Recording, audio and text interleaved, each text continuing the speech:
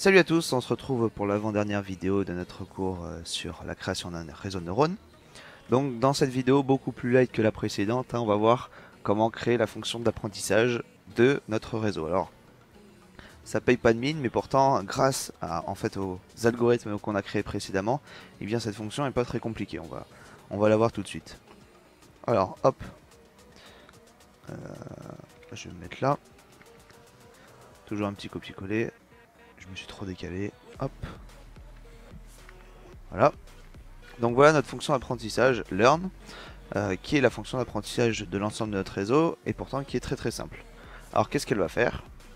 Elle va prendre en paramètre en fait entrée et sortie qui correspondent en fait aux valeurs que l'on va mettre dans notre couche d'entrée, et ici, vu qu'on est dans un apprentissage supervisé, ça va correspondre aux valeurs que l'on veut qu'il arrive dans notre couche de sortie. Voilà, donc on a besoin de l'entrée pour notre fonction propagation et on a besoin de la sortie pour notre fonction de rétro-propagation.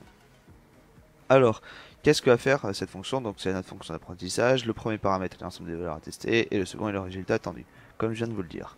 Alors tout d'abord, on va tester si notre variable control est à 1 pour voir si on a bien initialisé notre réseau et si on a le droit d'appliquer notre fonction learn.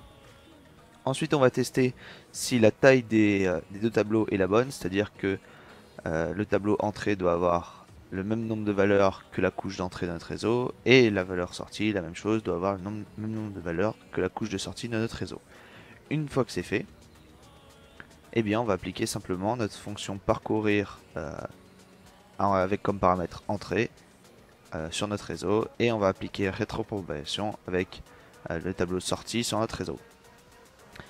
Et donc s'il y a une erreur, eh ben, on affiche l'erreur simplement ici. Alors, on a l'impression que je suis allé vite, mais pourtant c'est la fin de la fonction. Hein. C'est pas plus compliqué. En fait, ce qui est compliqué, c'est d'imbriquer en fait un peu comme des Lego toutes les fonctions pour que tout marche ensemble. Voilà. Donc c'est tout. C'est tout pour la fonction learn, mais je voulais la faire à part pour pas qu'on se casse la tête avec soit propagation et rétropropagation, pour qu'on comprenne bien qu'il n'y a rien de plus compliqué que la fonction learn quand on a le reste du travail. En fait, par cela, je veux revenir encore sur une fonction, enfin quelque chose d'essentiel dans la programmation, c'est qu'il faut absolument diviser en fait vos programmes en petits programmes. Au lieu d'avoir un gros algorithme, il faut le diviser en plein de petits algorithmes. Pourquoi? Parce que d'une part, ça va être beaucoup plus simple à lire, d'une autre part, ça va être beaucoup plus simple à corriger et à débugger, et d'une autre part, c'est plus clair dans votre code. Si j'avais fait qu'une seule fonction, une énorme fonction d'apprentissage, j'aurais eu beaucoup de mal à vous l'expliquer dans une vidéo. Hein.